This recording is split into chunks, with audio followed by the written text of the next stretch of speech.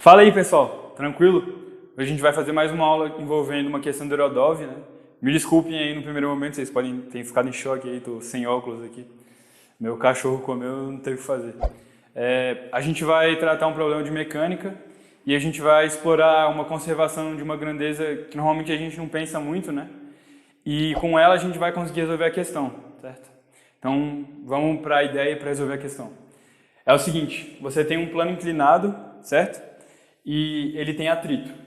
Nesse plano você coloca uma partícula aqui e você vai dar um impulso inicial de forma que ela fique com uma velocidade v0 no início, né, no tempo igual a zero, e fazendo um ângulo φ com esse eixo x aqui, que é paralelo à geratriz do plano, igual a π sobre 2, certo? Ou seja, 90 graus. Então no início ela faz 90 graus com essa direção aqui. Aí no decorrer do tempo ela vai fazendo uma curva e o que a gente quer é descobrir qual que é a relação entre a velocidade dela, certo? Em um dado instante, e o ângulo φ, que é o ângulo entre a velocidade dela e essa direção x. E depois a gente também quer, depois de um longo tempo, qual que vai ser a velocidade final dela, beleza? Depois de um longo tempo. Então vamos para a questão. Primeira coisa que a gente vai fazer é redesenhar aqui para ficar mais claro as coisas. Essa linha em amarelo aqui é meio que a trajetória dela, que a gente não sabe como é. E de lá a gente faz o diagrama do corpo livre. Então, aqui você tem a partícula, aqui você tem a direção x, e em um dado instante ela tem uma velocidade v aqui. E aqui o ângulo φ. Então, vamos fazer o diagrama do corpo livre. No diagrama do corpo livre, a gente tem a normal, o peso e a força de atrito, né? Então, primeira coisa que a gente vai fazer, vamos decompor as forças e analisar na direção tangencial aqui, que é a direção tangencial e aqui é a direção x. Na direção tangencial, a gente tem a força de atrito, ela sempre aponta na direção tangente à curva, né? Sempre antiparalela à velocidade. E a gente vai ter uma componente do peso, né? A gente primeiro já tem uma componente do peso no eixo x, que é o famoso mg seno θ. Nesse caso é seno alfa, na verdade, que o ângulo do plano inclinado é alfa. E aqui é a força de atrito, né? A força de atrito, ela vai ser a normal vezes o μ, né? A normal, ela vai cancelar, né, como de costume, com a outra componente do peso, mg cosseno θ, que está apontando para dentro do plano. Então a força de atrito, ela vai ser mg cosseno alfa vezes μ, né? Na direção tangente. Então agora vamos analisar as forças na direção tangencial. Então a gente vai ter que decompor de novo essa decomposição do peso. Então para cá vai ficar mg seno alfa cosseno φ, e aqui continua a força de atrito normal.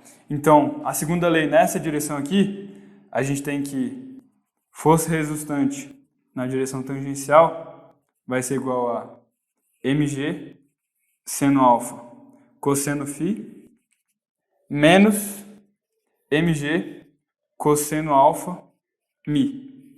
Lembrando que, dado no problema, né, o μ ele é igual a tangente de alfa, né? Ou seja, se a gente deixasse o corpo parado aqui, a gente soltasse ele sem nenhum impulso, ele ficaria estático, porque a força de atrito na direção x iria cancelar com a componente do peso na direção x, só que no outro sentido, né? Mas como a gente está dando um impulso inicial e não é na direção x, ele não vai ficar em linha reta e vai fazer uma certa curva aqui. Então essa aqui é a força resultante na direção tangencial. A gente pode dizer que é massa vezes a aceleração tangencial. Então, resumidamente, a gente pode dizer que a aceleração tangencial vai ser g, que multiplica seno de alfa cosseno φ menos cosseno alfa μ. Aí agora, na direção de x, a gente vai fazer da mesma forma. A gente mantém essa componente do peso aqui, né? E a gente decompõe a força de atrito. A gente sabe que esse ângulo aqui também vai ser φ. Então, pensando da mesma forma, a força em x vai ser mg seno de alfa menos mg seno alfa menos mg cosseno alfa mi cosseno φ. Ou seja, a aceleração em x vai ser g que multiplica seno alfa menos cosseno alfa mi cosseno φ. Aí agora que vem, né? Essa equação aqui não está aqui à toa não, tá? Tem que sempre lembrar dos dados para vocês conseguirem, às vezes, um dado faz toda a diferença ali no problema. Então, aquele mi sendo igual a tangente de φ, de alfa, não está ali à toa. Então, vamos substituir agora o mi por tangente de alfa. Então, a gente tem essa equação e essa. Vamos primeiro olhar para essa aqui. Então, substituindo o mi por tangente de alfa, a gente vai ter aqui a aceleração tangencial é g, que multiplica seno alfa cosseno φ menos cosseno alfa vezes mi. Como mi é tangente de alfa, cosseno embaixo da tangente vai cancelar, né, e vai ficar só seno de alfa. Aqui é um φ. Ou seja, a nossa aceleração tangencial é g seno alfa, que multiplica cosseno de φ menos 1. Procedendo da mesma forma, no AX, a gente tem um mi aqui, né? A gente vai substituir por tangente de alfa. O cosseno de alfa vai cancelar com o cosseno da tangente e vai ficar seno de alfa vezes cosseno, certo? Esse termo aqui vai virar seno de alfa. Então, a gente também consegue concluir que o AX, ele é g seno alfa, que multiplica 1 menos o cosseno de φ. E agora que vem a grande sacada, né? Muitas vezes a gente está acostumado à conservação da energia, ou da energia cinética, ou da mecânica, ou grandezas que normalmente são mais simples de se ver que se conserva, né? O momento linear ou o momento angular. Nesse caso aqui, a gente pode, olhando essas duas expressões, a gente pode somar elas e claramente, né, vai cancelar aqui e vai ficar zero. Ou seja, a soma da aceleração tangencial com a aceleração em x é zero. E isso, dentro dele, tem velado uma conservação, né? Então, se a gente somar, a gente vai ter aqui a aceleração tangencial mais a aceleração em x é zero. Se a soma dessas acelerações é zero, a gente pode agora meio que integrar no tempo, né? De modo que a soma da velocidade tangencial mais a velocidade em x vai ter que ser igual a uma constante, que eu vou chamar de k. E isso aqui agora meio que resolve o nosso problema, né? Por quê? Porque sempre, né, a gente pode pensar aqui e falar que a velocidade em x vai ser a velocidade tangencial, né, que é a velocidade total, vezes o cosseno de φ.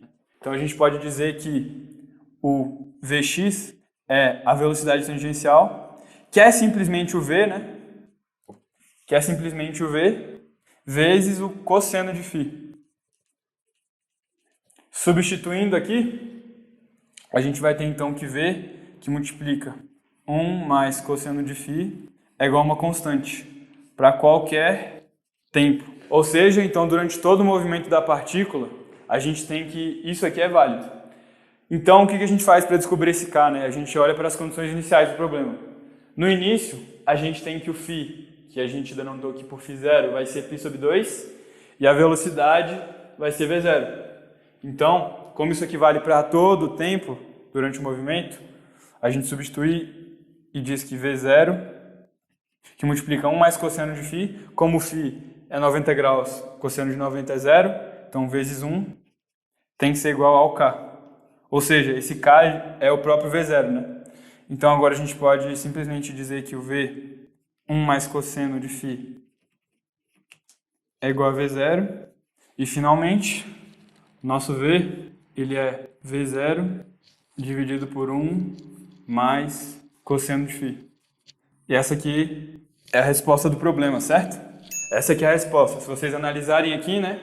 Quando a gente tem o φ igual a π sobre 2, vira 0 e o v é o próprio v0, que faz sentido. E agora, depois de um longo tempo, né, o que acontece? É natural que essa partícula ela comece a se aproximar de x, né? E depois de um tempo muito longo, esse φ ele vai diminuindo, vai diminuindo, vai diminuindo, até que no limite, depois de um longo tempo, né, o que acontece? Esse φ aqui, ele vira zero. E o cosseno de zero é 1, né?